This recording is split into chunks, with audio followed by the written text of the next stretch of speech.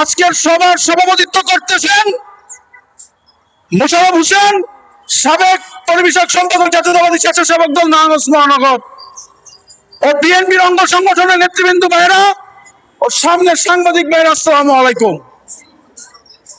সংগ্রামী সাথী ও বন্ধুগণ,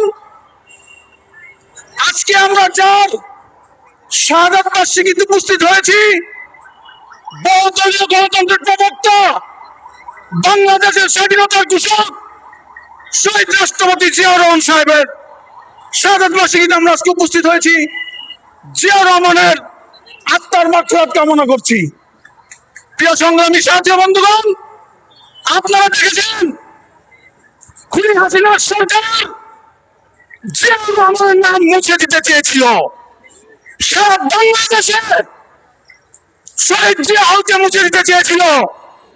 বাংলাদেশের প্রত্যেকটা জেলায় জিয়াউর রহমানের নাম মুছে দিতে চেয়েছিল এই খুনি হাসিনার সরকার।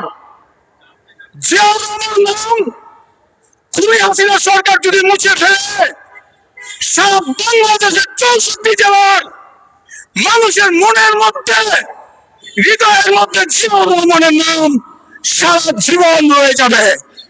প্রিয় সংগ্রামী সাথী ও বন্ধুগণ, আমি বক্তব্য দীর্ঘায়িত করব না।